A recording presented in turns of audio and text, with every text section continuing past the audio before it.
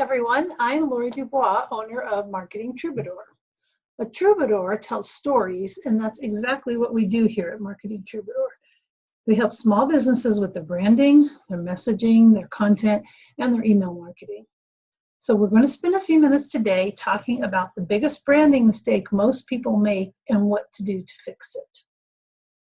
When I was thinking about what I could talk about that would be very useful to someone in a short amount of time, I think about something that I see small business owners doing that gets them tripped up, and it happens over and over again. So it has something to do with something you're doing, but more importantly, something that you're not doing related to your brand. So let's start at the beginning. What is a brand and why is it so important? Your brand essentially explains who you are, what you do, who you do it for, and why you do it. So it's painting this picture of you that explains your business for people. Now, a brand does explain, but even more importantly, it allows you to differentiate yourself from your competition. And this is so important when there are other people doing what you do, which I'm sure is the case. If you open a business that's home companion business serving the senior population, for example, you're probably not the only ones having this service or a similar service in your area. Possibly there are many people, if you live in a big city, that are doing the same type of service. So you might think that your story is the same as everyone else and you struggle with trying to figure out how to get people to come to you versus someone else. But I'm here to tell you that your story is unique. You may not think so, but your story, if you think about it, includes your background, your experience, your values, all the things that make up you and what you want for your business and how you do things in your business.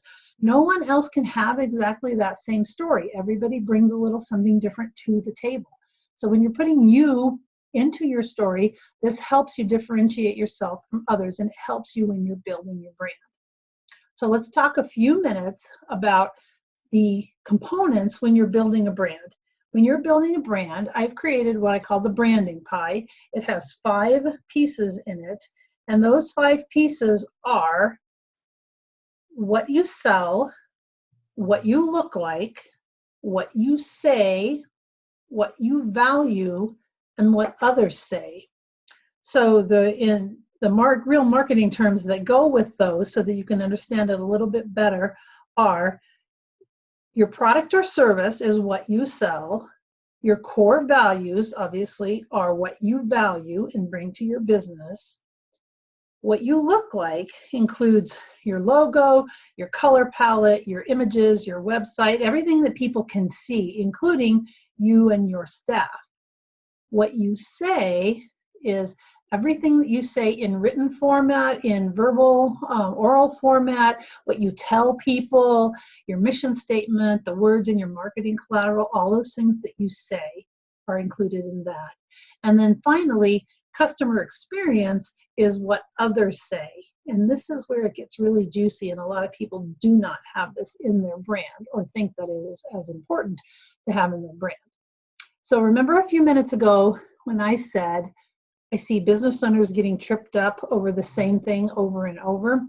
Okay, what is that one thing? That one thing is spending way too much time worrying about their logo and their look and not nearly enough time concentrated on or focused on customer experience and whether or not it's aligned.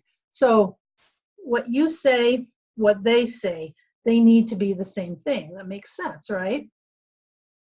So let's review that again just because it's so important. Most business owners don't spend enough time making sure their customers' experience aligns with what they are promising. Or more simply put, you may want to even write this down, your brand makes promises and sets up expectations. Are you meeting those promises and expectations through your customer experience? So the what you look like and the what you say pieces include your logo, as we mentioned, and your words. I'm not saying those are not important. They're very important and they need to be aligned with your values. They need to clearly communicate with people so that they know who you are, and they can make a good decision on whether they want to do business with you or not. But it's interesting that I've seen so many business owners get caught up in this circle, like the never-ending circle of working on their stuff, their marketing collateral, their branding things. And they can spend months, if not years, being stuck in this process of trying to get the perfect logo, making the colors right. They think they've got it. Then someone makes a comment that, I don't know if that really represents you well. Then they go back to the drawing board, and you can see where you can go through this over and over. And I'm not saying again that it is not important, but people can get caught up in this to where they're not moving forward. And so having a logo is great. Having the right words are great. I'm just saying don't get too hung up in this phase, because you need to focus on customer experience.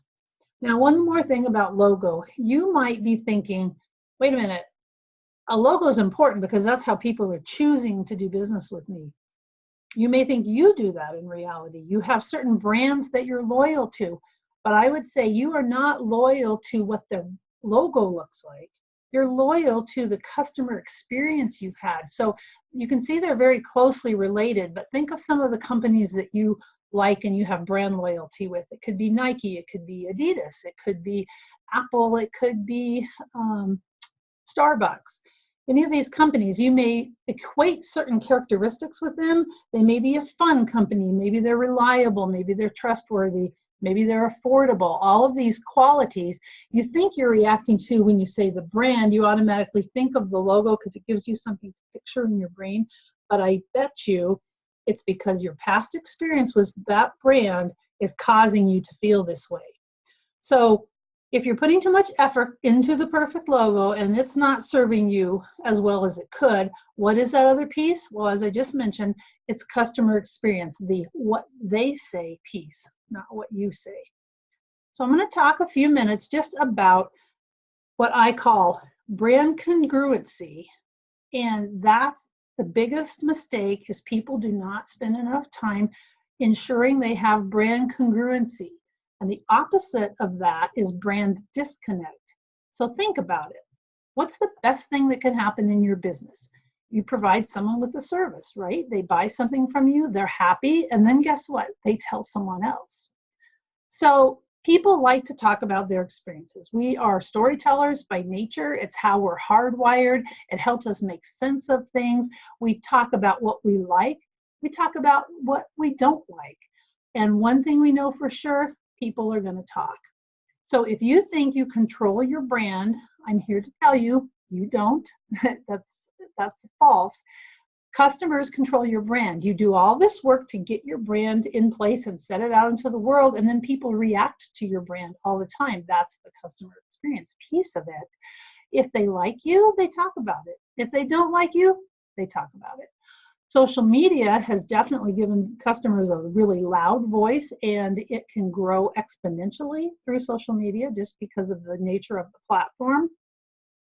If you don't believe me, think of some stories of yourself interacting with brands or people you know, or if you go to YouTube and look up United Breaks Guitars and watch the little song, you will hear a story about customer experience and brand ownership that is huge. And this was several years ago. Short story with United Airlines breaking a musician's guitar and the steps he went through over the next few years after that, trying to get satisfaction, which he could not. And he finally wrote a song about it, which he told them he was going to do. They didn't care so much at the time, but it became viral. It's really pretty funny if you'd like to watch it, but it's also a very good lesson because their stock prices went down. It affected their brand in a huge way. Also, a little more recently, you might remember United Airlines again being in the news about pulling the man off of the airplane, and that was not very good PR as well. But that kind of customer experience affects your brand. Think back on British Petroleum, BP, during the oil spill in the Gulf, the Deepwater Horizon oil spill, and the way that they reacted and some of the things that they said, people did not view as being appropriate. They acted like they didn't care, and it was a big nuisance. At the time, their president made a comment about he wanted to get back to his life as much as everybody else. That brand experience hurts people. Brand experience can also be great, though, so it goes both ways. So brand congruency and brand disconnect, why does it matter? Well, it matters because what you say, remember the what you say part of your brand, needs to match with what they experience. So congruent means to be coinciding or agreeing. If you remember your geometry days, think about congruent triangles. That's what always comes to my mind, congruent triangles. They're the same. So you want to have brand congruency, and in my opinion, this is probably the most important deciding factor in whether or not you succeed in business. So that's pretty heavy, so let me repeat that again. Brand congruency is probably the most important deciding factor in whether or not you succeed in business. So it's important. If the what you say and the what they say pieces of your brand are aligned, you're golden. Customers are happy. They like you, they're telling other people, they have brand loyalty to you, they're a referral partner, you're happy, they're happy. If what you say, your brand promise, doesn't match with a customer's experience, you have brand disconnect. And you could see, disconnection doesn't sound like it's a very good word, you can see where this isn't good. If you have brand disconnect, you're in trouble. Nothing can destroy your brand's trust and credibility faster than a disconnect between the brand saying it does one thing and the customer is experiencing something else. So this is important in every business, no matter what industry, but especially when you're serving an audience like the aging population and their families. Trust and credibility are everything. Brand disconnects in this population often don't give second chances. And what do we as consumers find most unacceptable? Customer experiences that disappoint, devalue, and potentially harm our loved ones. We aren't coming back if something like that happens, and we certainly are going to tell our friends, right? So if you're buying into my concept that you might be making a mistake by not doing everything in your power to create brand congruency, how do you fix this? What is it you can do? So I want to leave you with just 2 takeaways to work on, and these will help you ensure that you have brand congruency. The first is be authentic in your storytelling. Having a real, human, emotional message allows you to be different than your competitors, and it also makes it easier for you to attract the right clients. And when you're attracting the right clients and the right customers who are aligned with your values and your message, the chances of having their customer experience be positive is much higher. So be authentic in your storytelling. And the second thing is to continually monitor customer satisfaction and feedback. Now, this sounds like a customer service function, and it is a little bit. Customer service and customer experience are obviously overlapped a lot, but they're not necessarily exactly the same thing. So this means reviewing customer expectations at every stage of the game. From the first encounter with your brand, through buying a product or a service from you, working with you, seeing if things are that they think, and also all the way through follow-up. After they're done working with you, what do you do, for them? How did things wrap up? Were they satisfied? Did you do what you were supposed to do? If you need to find out what customers are thinking, the easiest way is to ask them. And I know that sounds very simple, but it is amazing how many people just don't ask their customers, or they slant it so that they can be validated in what we want to know as business owners, right? So doing surveys can be simple. It could be a 2-question survey when someone buys something from the first time. It could be a yearly customer satisfaction survey. It could be over the phone. It could be in person. It could be online. There are lots of ways to gather this information and keep your finger on the pulse of your customers.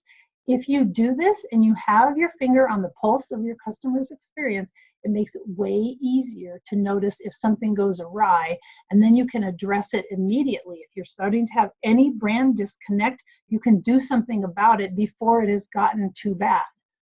So I hope this has been helpful. Here's to your success. Pay attention to all the pieces of your brand, but make sure you're working on that brand congruency. Thank you.